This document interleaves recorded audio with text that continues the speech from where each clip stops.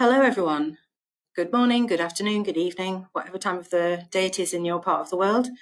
Welcome to this webinar brought to you by Cambridge Centre for Evaluation and Monitoring, Cambridge CEM. So today's session is all about actionable insights and using CEM data to improve outcomes for students. My name is Caroline Greener. I'm the International Marketing Manager at CEM. And I just have some housekeeping for the session. First of all, we cannot hear any members of the audience. You are all on mute in order to optimize the sound quality. If you would like to ask questions, please post them in the questions box located on the right-hand side of your screen, and we'll answer any questions, or as many as we can, at the end of the webinar. Any questions that don't manage to get answered, we will produce a document and we'll send that round to everyone along with the slides and the recording. You will receive a certificate of attendance sent to your email inbox 1 hour after the webinar finishes. You will also receive a copy of the webinar recording and the slides sent via email next week. Enjoy the session. I'll now hand over to our presenter, Suzanne Crocker. Hello everyone, it's lovely to be here and to tell you a little bit about actionable insights. And first of all, I'm going to introduce myself. So I've worked in various roles in Cambridge University Press and Assessment over the last 7 years, including in international education and also in OCR. And at the moment, I'm working on a project with Cambridge CEM to work with Cambridge International schools and bilingual schools on creative and effective data culture. Prior to working at Cambridge, I have 13 years teaching, management and leadership experience, and one of my areas of expertise was leading the data and intervention strand of a whole school transformation project. Next slide, please. So I am going to talk about CEM data. I am going to talk about what you do with it, what insights, and then what actions you can take. But I think it's really important to look at CEM data in context. And at the end of the day, we're all looking for an answer to this question: what makes educational success? And this is a framework that explains a little bit about what different areas of teacher insight support educational success for the learner. And we've got 5 areas: cognitive skills and capabilities, cross-curricular knowledge, skills and understanding, domain knowledge, which is curriculum coverage, the teaching and learning environment, and the personal attributes of the learner. So I'm going to use this as a model. There are other frameworks, but I think this illustrates it very well in a memorable way. So next slide, please. So what we have done is we've looked at Cambridge assessments and we've mapped them against the 5 different areas of insight. So as you can see, we've got the Cambridge CEM baseline tests in cognitive skills and capabilities, but also cross-curricular knowledge, skills and understanding. And if you look around, you will be able to see perhaps some other Cambridge assessments that you use. And we've got right at the top, general and vocational qualifications. So we're saying that's the end point, that's a summative assessment, IGCSEs and A-levels. But Cambridge assessments are not the only assessments that any school or teacher uses. Next slide, please. So here are some other assessments and insights that a school might have. Everything from the school's own entrance test through to end of year assessments or topic tests, tutor observations, wellbeing assessments. Again, it just shows you where all the different assessments and insights might fit into supporting each learner succeed in school. Next slide, please. So we are going to be looking first of all at an assessment cycle. So the first thing that you need to do is assess. So this is where you might use a CEM baseline assessment, okay, because you get formative and diagnostic feedback. You can look at it at an individual learner or groups. You can look at information at student, class, subject or school level. Okay, next slide, please. So, in other words, map what your students know, identify the student's starting point, and then you would compare to the curriculum. So that was the first point. Next slide, please. Analyze and plan. Next, please.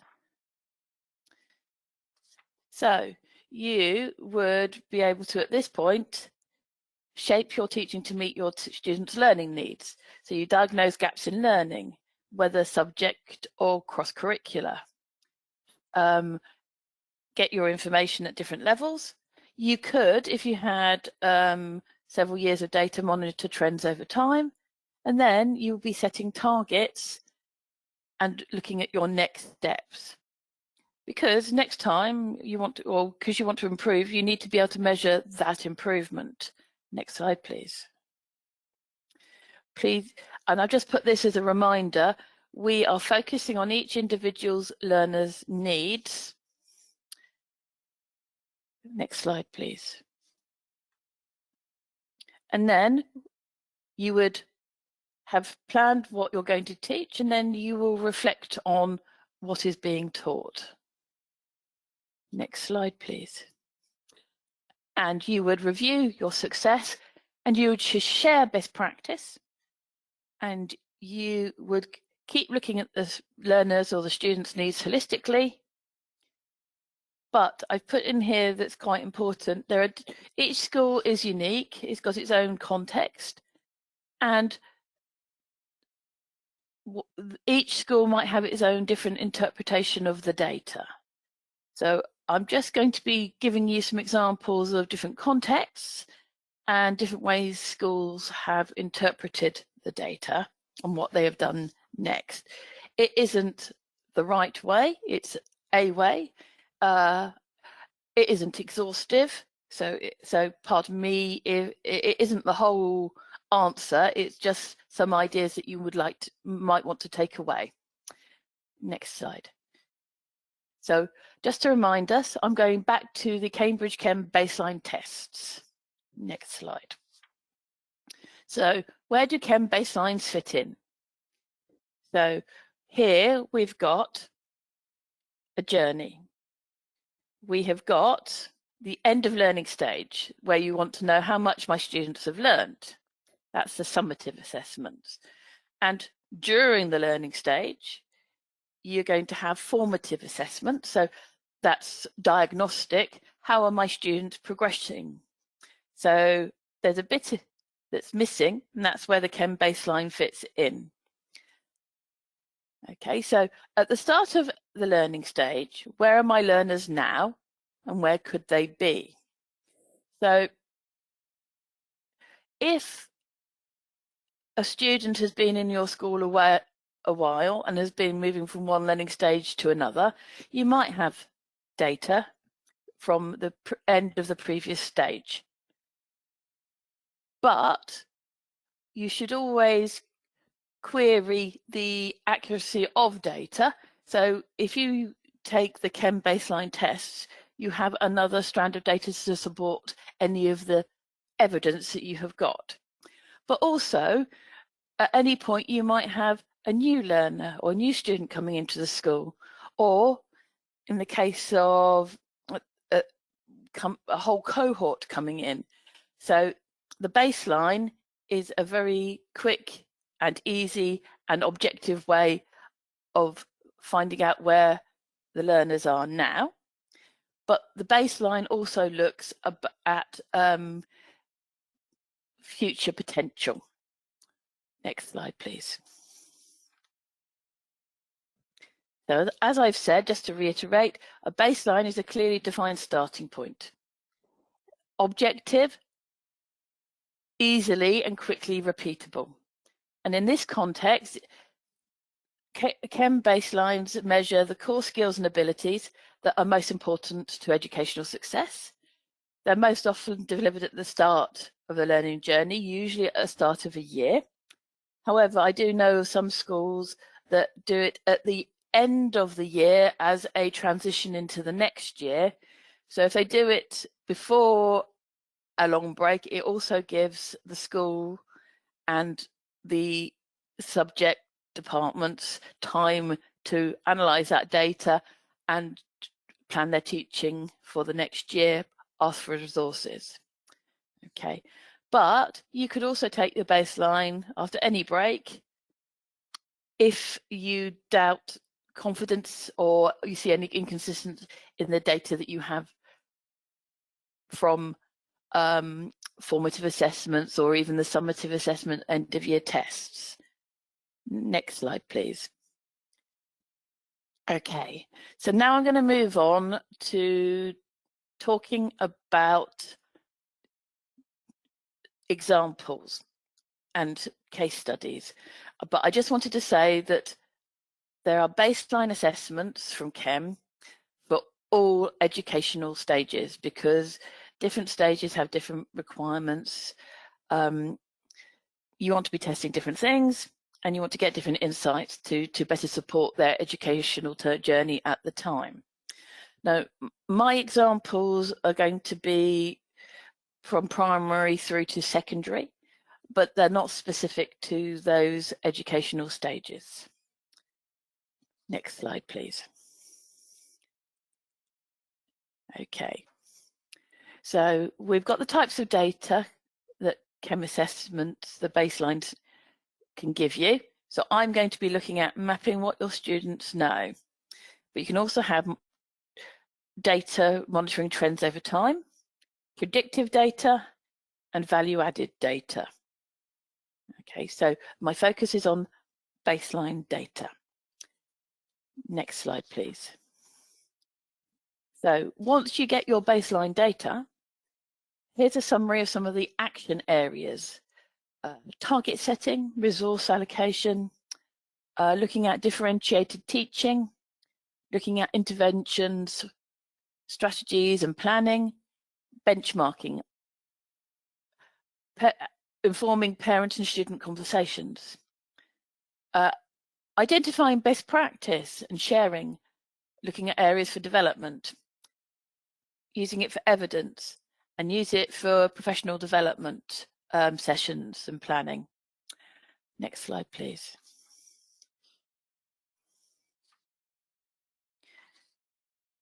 Okay, so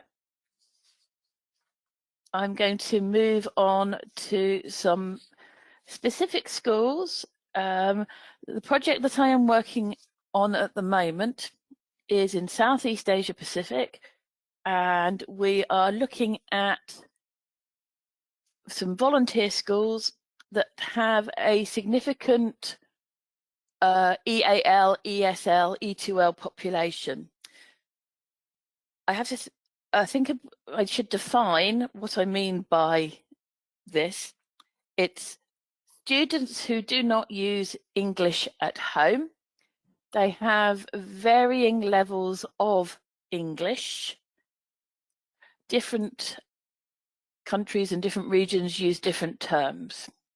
So I think the most important thing to remember is these students, or there is a population within the whole cohort that do not have English as a first language. Okay, next slide, please. So context one, or case study one. So we are an expanding school and our student profile increasingly has English as a second language. We also have students who have no English. We do have a bilingual curriculum. We use a Cambridge curriculum and also the local one. We need to formulate an EAL strategy to support all our students and develop our teachers. We have CEM baseline data, but would like to know how it fits into the Cambridge pathway. And also a lot of staff do not know how to use it. Well, hopefully how it fits into the Cambridge pathway, I've explained a little bit by using the framework for the the Cambridge learner profile to show how all the different assessments from Cambridge and not Cambridge might fit in together. Next slide, please. So here are some examples from, or could you go back one, please? Here are some examples from the MIDGIS baseline. So just to explain, if you don't know, MIDGIS is targeted at the educational stage of 11 to 13 or 14. So that's the UK year 7, 8 and 9. Next slide, please. So looking at a couple of profiles that have come from the baseline. We have got Charlotte and we have got Olivia. And looking at these profiles, MIDGIS tests 4 areas: vocabulary, maths, non-verbal and skills. And I'm not going to go into depth about the statistics or what is in each category, but Cambridge Chem do have lots of information about that. They have webinars and they also have professional development drilling deeper. So having a look at these 2 profiles, I can see that the vocabulary scores for both of these students are lower. So I'm starting to ask questions. Why is this why are these vocabulary scores lower? Are they for the same reasons? So I'm going to be looking at the other categories as well. And I am taking a look at Charlotte first of all. So Charlotte has low vocabulary, but she also has a low skills score, which is the 1, 2, 3, the 4th bar along from the left.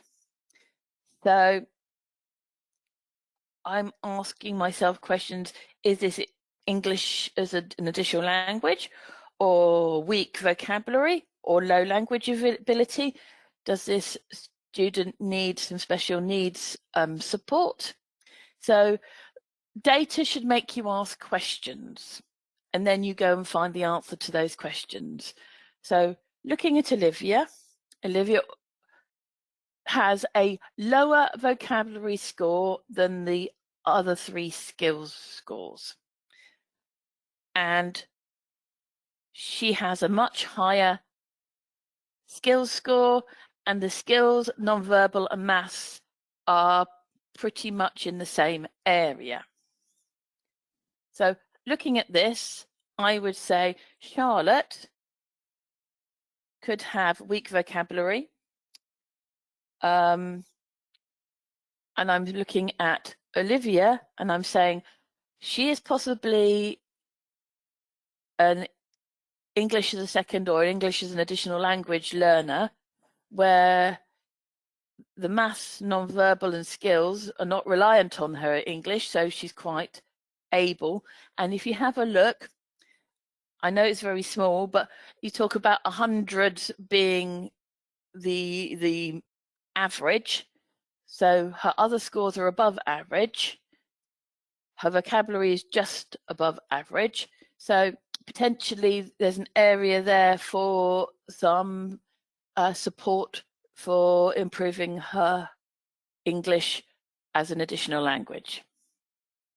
Okay, next slide, please.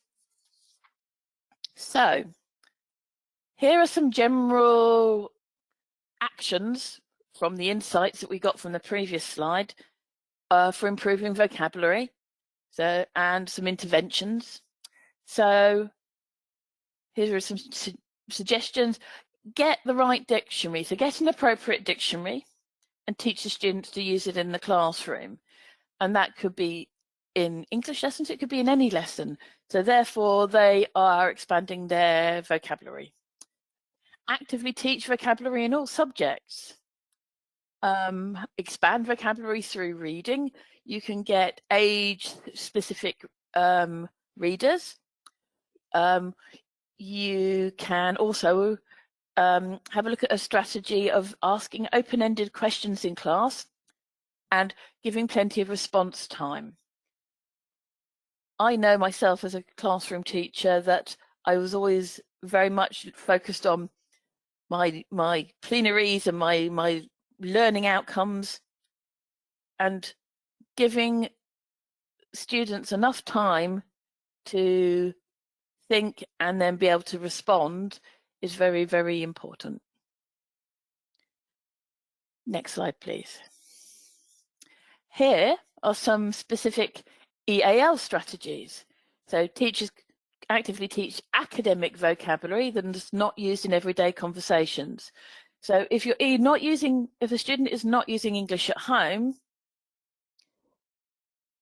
but he's having conversations in school in English, then there's a limit on the vocabulary that they might have. And when I say academic vocabulary, I will delve a little bit deeper into that a bit later. You could also consider giving access to new vocabulary in the student's first language to make sure that the student has understood, and then making sure that the vocabulary is obviously in English as well. You could take a cross-curricular approach to use vocabulary in multiple contexts. So if you'll be, and I'll explain that a bit later as well. Give the students opportunities for extended conversations.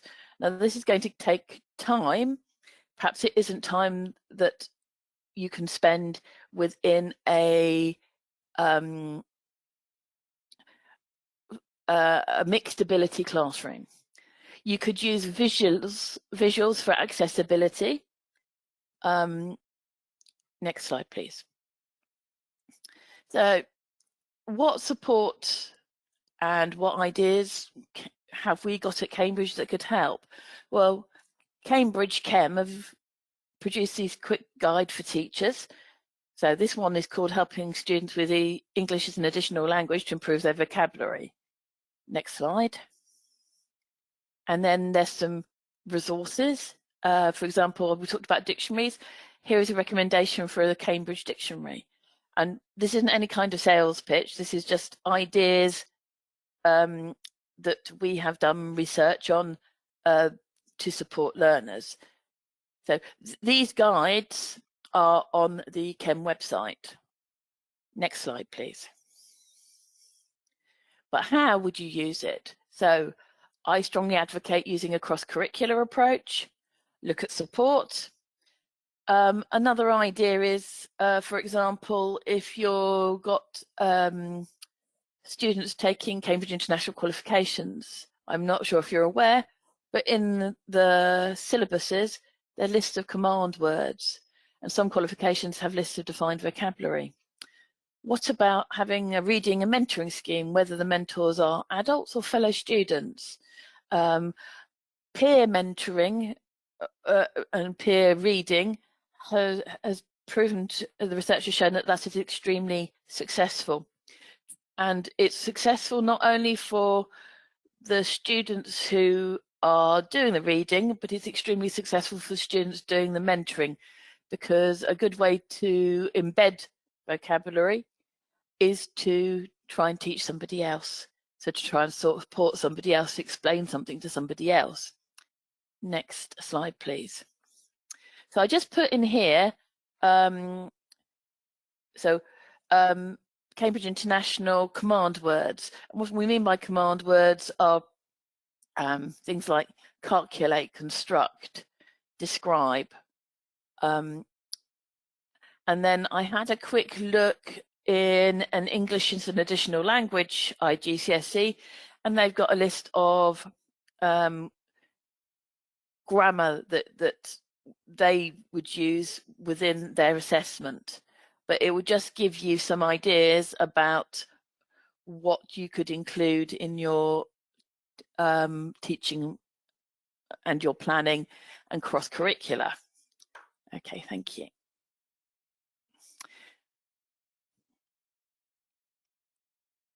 With any intervention like this, I think it's very, very important to start with a pilot. I think you need to embed the process, but also you need to be able to measure success. And you're not always going to be successful. So identify and evidence the most appropriate measures for your context, and remember, your learners' needs are at the center of anything that you are doing. Then use evidence to evaluate the measures, just like you would diagnose gaps in learning, and you put an intervention in place, and then you would measure whether that has worked. And keep the best ones and discard the ones that don't work in your context. As I said, the ones that I've suggested here is by no means exhaustive. Some of them might work, some of them don't. And learn from your successes, but learn from the failures as well. Next slide, please. Okay, well, going on to another example, another case study. So we're in the Cambridge International School and part of a chain. We do have a significant percentage of EAL learners in each year group, but we have well-established EAL and special needs departments. All students take CEM baseline tests as part of the entrance process. We have used CEM for a couple of years and like it, but like to combine it with our other data to get a holistic view of our learners. We want to know how to use CEM data integrated with our other data. So the context of this school is quite different. Same region, also has EAL learners. Next slide. So now, based on that context, I would suggest that we look at a little bit more than just the baseline data. So we'd look at baseline, we'd look at the longitudinal, i.e. monitoring the trends over time. And because we've got this historic data, we'd look at value added. So we'd look at the starting point, which is baseline, and then over time, we will be able to build a picture of how much progress previous students had made. Next slide, please. So again, identify gaps in the learning from the baseline. Putting together some combined data to identify students who are not making progress, and then start asking questions. Is the lack of progress subject specific? Is the lack of progress student specific? And then start getting data and insight to answer those two questions before we move on to next steps and actions and interventions. Next question. Sorry, slide. So here we might look at what is called longitudinal data, so trends over time. So if you have a look at this, CEM data is divided into 4 bands. So A band being the most able, and if you had 25% in each of the bands A, B, C, D, 25% of your cohort would be in each of the quartiles. That's what each part is called. So what I'm looking here is, for example, I'm looking at the size of band D, which is the bottom quartile, and I'm looking over time to see if I can see any similarities or any differences. So this is a more established school, and they would have established interventions and actions. So for example, looking at this, I'm looking at 2013 and 2014 and thinking, actually, those two cohorts are quite similar. And I'd be asking, did they get similar outcomes? Did they make similar amounts of progress? But a band A student would make different progress to a band D student. It's important to say that students don't all make the same progress, because they do not all start from the same point, which is why baseline is so important. I am also looking at, for example, 2019. I know it's behind a little bubble, but I'm looking at that saying I think that Band D is quite big. So the number of students in Band D is quite big compared to other years, although 2015 might be comparable. Did we put in extra support in 2015? What worked? Did we put extra support in 2019? What worked? Do we think those actions, that support, those interventions might work again? Next slide, please. Now, I want to say thank you very much to a Cambridge school in Cairo in Egypt, because they have shared with us their spreadsheet of how they integrate CEM data with other assessments. So this is a spreadsheet with combined data. So we've got things like the Cambridge CEM baseline result. We've got some target grades put in.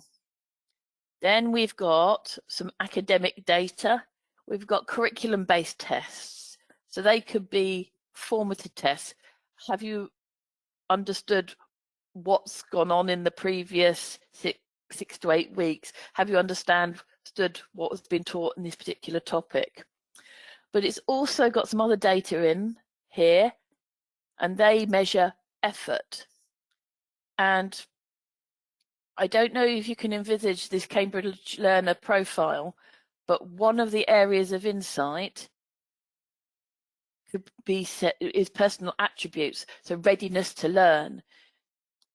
You could be extremely able, but if you don't make the effort, if you're not conscientious, you're not going to make progress. And what they have done on the right hand side, they've done a very simple RAG rating, red, amber, green, to show progress to target. So there you can identify when amber, not making any progress, red, negative progress.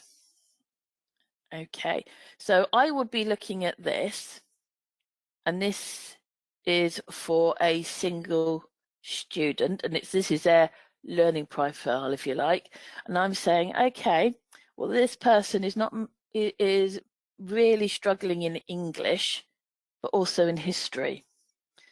So I'd be asking questions such as, is this an EAL learner? Because the burden of English in, obviously English, and also in history is quite significant. They're not doing so well in biology and maths. So could it be subject specific, or could it be student specific? Next slide, please. Then what I might do is I might go to some school value added. So here we've got some the plotting of value added against subject. So I don't know if you can see here, but you've got based on prior data, how much progress different subjects have made from where the students came in to the department and learnt over time to when they left, and you've probably mapped against IGCSE results. So I would be asking, okay, is it subject specific? Do we need to give extra support to this particular department? What can we do? Next slide, please.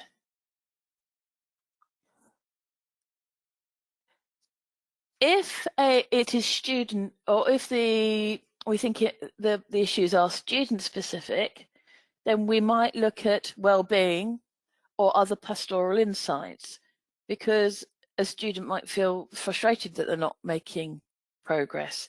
Their behaviour might go downhill. They might not be feeling very positive or happy in themselves. And just as an example, this is a Cambridge CEM Wellbeing check, where you get the student is asked some questions and then it's mapped and you get an overall picture of the well-being of that student. And it can be used once a year, it can be used regularly. You don't want to have any two data points and you're reporting too regularly, because then you won't have enough time to see changes.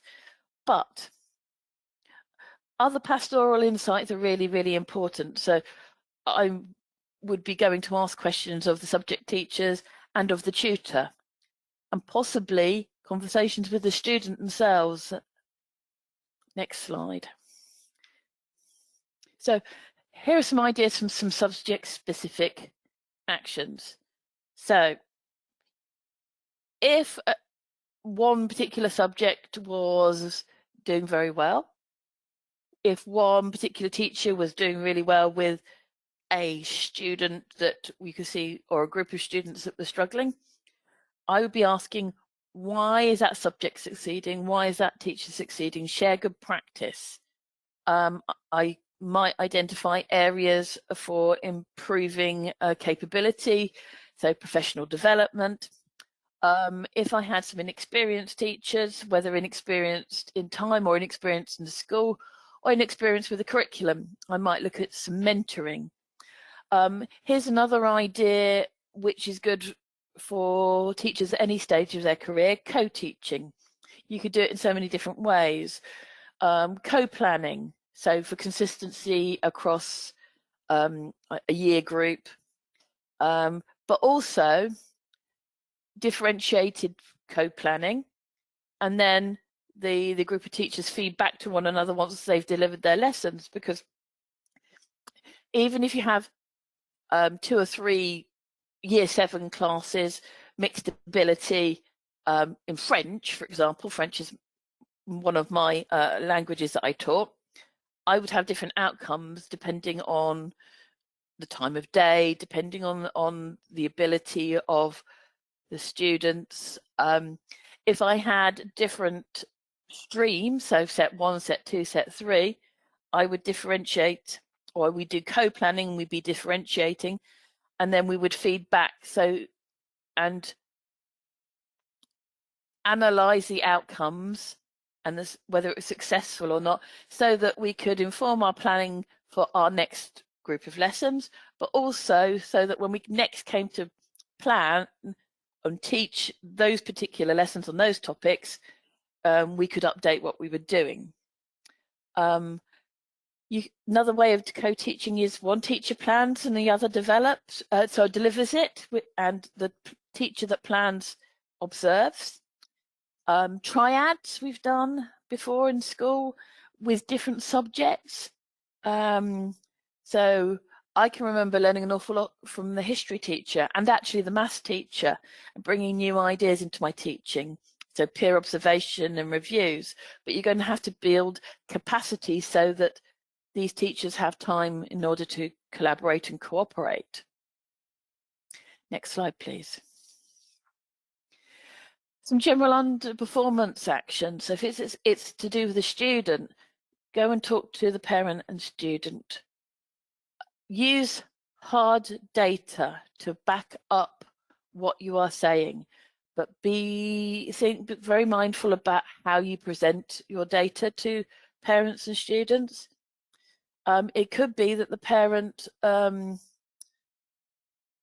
needs to be aware of the ability of their student. The parent could support at home. They often talk about the golden triangle of support, where the parent, the student, and the school work in harmony to improve educational success. One thing I've also done as well is a case conference. So where we've got 360-degree insights and information about a student, sitting the subject teachers down and talking about strategies and sharing their experience and sharing good practice. And often I would get the pastoral staff, the tutor, involved in the case conference, because their role is key and they can bring in information, and they can work closely with the student. So they could do some mentoring. I've done pastoral mentoring, but I've also done academic mentoring, where especially for students coming up to the public exams like IGCSE and A-level, where we've set targets and we've given the time, so 6 to 8 weeks, to reach those targets. Another example with mentoring, I had a student who used to say yes to absolutely every revision class going. So he'd always double, triple, quadruple book himself for revision and catch-up classes. So I sat down with him after having asked his subject teachers what the priorities were, and we wrote down a timetable. So for 6 weeks he'd go and do his science coursework, and then his next priority was doing his English coursework. And that way the student felt as though he was making progress and his well-being improved, but also the subject teachers knew when to expect him and knew that he was going to complete the work that he needed to do for them. Next slide, please. Right. This is a model, just an idea of how you might build your baseline into better results. Now, up until now, I have talked in general terms. I haven't divided things into classroom so much and pastoral and leadership. But here is a model where you would look at the different terms and what you would do to embed baseline data into your work. So for example, in the classroom, you might use the baseline data and other information to set SMART goals.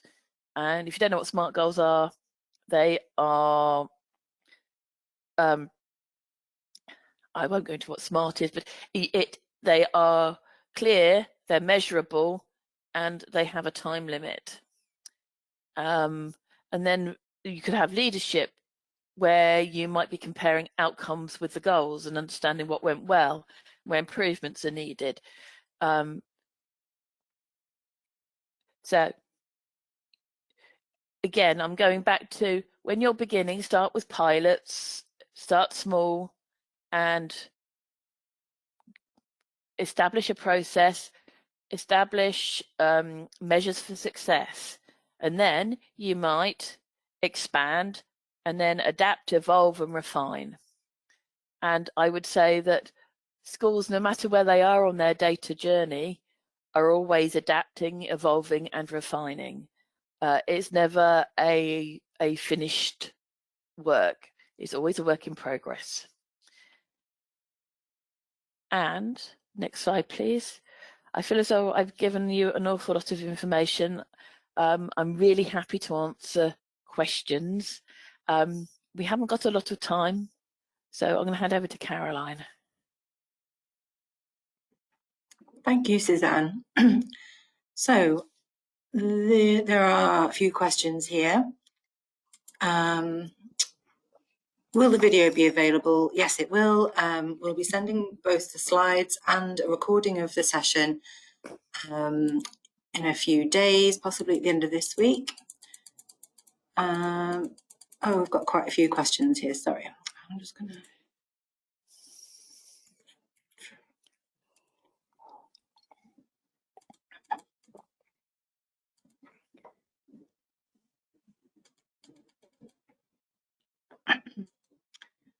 So this is a question from Sergei de Barno. Do all high achievers in academics make high effort as well all the time? No.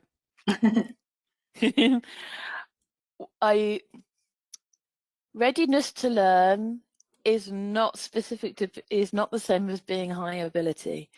And it's just that sometimes being a very able student means you can disguise, you're able to disguise that you're not making enough effort, that you're not ready to learn. That's why you can't ever say all students should make the same amount of progress, because they're all at different starting points, and we often talk about making sure that the less able cohorts make enough progress. Then we've got a sort of the middle section, which used to be called sometimes the silent middle or the forgotten middle. So using data, you can identify their profiles, make sure they make enough progress. And high ability, we often talk about stretch and challenge, and the data will show if they're making enough progress, if they're fulfilling their potential. So I'm not saying that you should have, in a class of 20, you should have 20 different learning plans. However, you can have 20 different learning profiles, and the targets can be differentiated, and the challenge on progress can be differentiated. So you've got to think of each student as an individual, and they've got to make enough progress to reach their potential.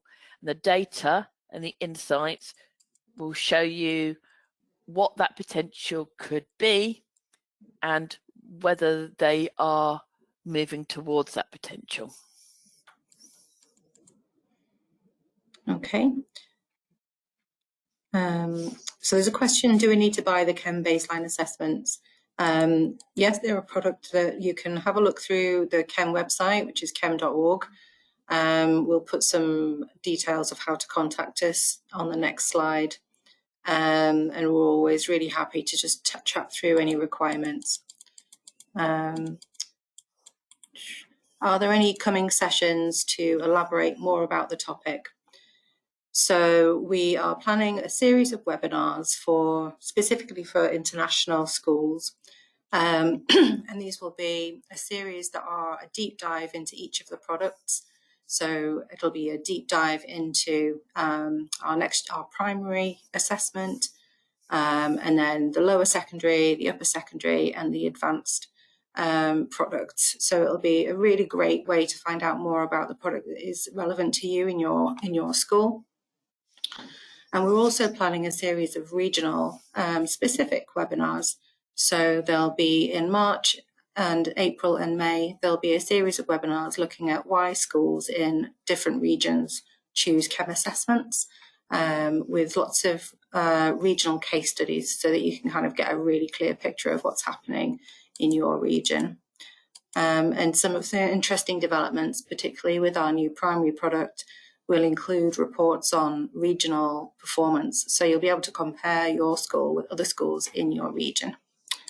So as you've signed up for this webinar and hopefully you've opted into further communications, we'll certainly be letting you know when those webinars are happening. Great, so we have another question here from Louise. Some staff think the MIGIS predicts too high for IGCSE across the cohort. How do I convince them otherwise?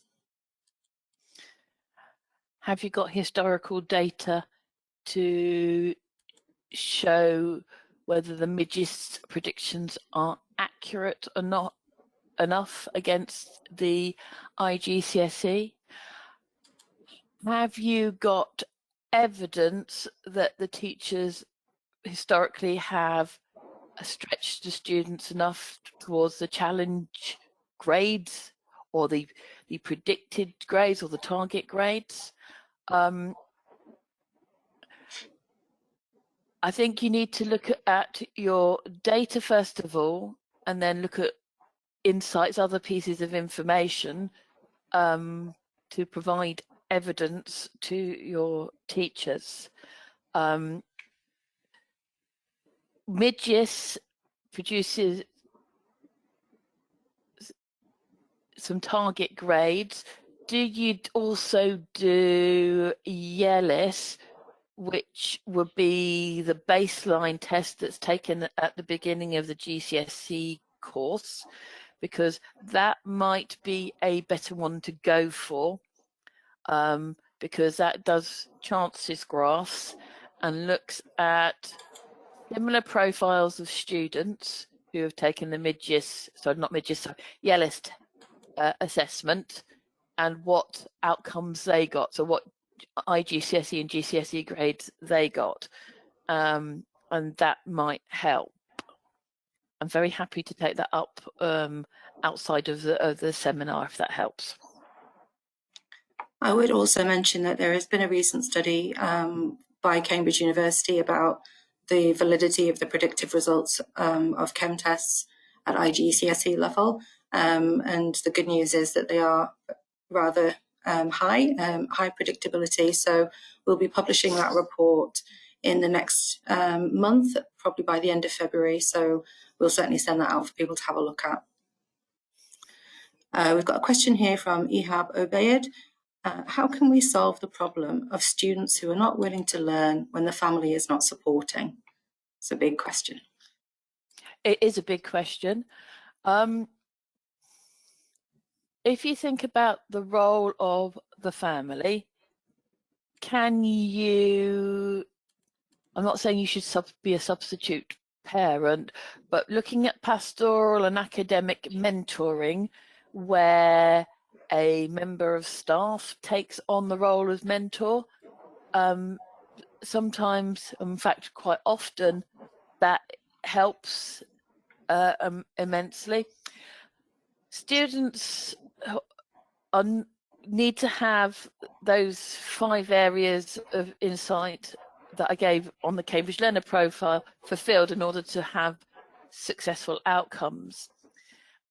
The school needs to be able to support them in those 5 areas of insight, including the well-being and personal attributes in order for them to succeed. But the school, parent, student, they need to be broken down into small steps.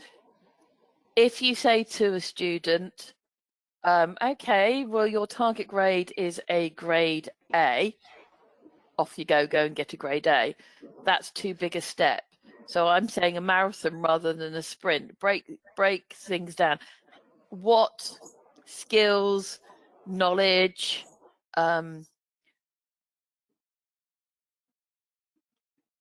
do you need to get from this step to this small step? Okay, so how do you get from, I don't know, you're currently on a D. How do you get from a D to a C? Well, here's some steps. This is what we're going to be doing in the classroom over the next number of weeks. And you're going to have a topic test at the end. That's going to be your measure of success. And we've got a time limit. We've got 6 to 8 weeks. And then as a mentor, I will make sure that there's no barriers to learning. I'll make sure, and I will be there at the end of the 6 to 8 weeks. We'll talk about it. We'll have learning conversations. You will get praise if you've achieved it, but all will analyze why you didn't get it and what other steps and what other targets you need for the next chunk, the next 6 to 8 weeks. And working like that is very, very successful. I have to say I've worked in a number of UK state schools, and I have worked in some very deprived areas where the mentoring system has been extremely successful, because sometimes the families weren't supportive, sometimes the families didn't know how to support. So we also gave advice to parents on how they could support, and we broke it down into tasks. We broke it down into areas that they could help themselves. So bear that in mind. The family might say we're not going to support, but they also might not know how to. Okay, I think we've got time for a couple of more questions. We have one here from Linda Osibo, who asks, is there a test at the end of the academic year for reception students, or can the same baseline test be taken again? Right, we're talking about reception, which isn't my area of expertise. I do know that for some of the baseline tests, we would take it once a year. So if we're talking about lower secondary and upper secondary, we take it either at the very end of a year as a transition into the next one, or at the beginning of a year, and use that as a data point, and then in a year's time have another data point and take another baseline test. So the answer is that we better go away and talk to somebody who's an expert on reception and can baseline tests as to whether you could take it twice in the same year. My question would be, why necessarily would you want to? Why would you not wait until the next year so that you have a full year to develop and then you could compare them?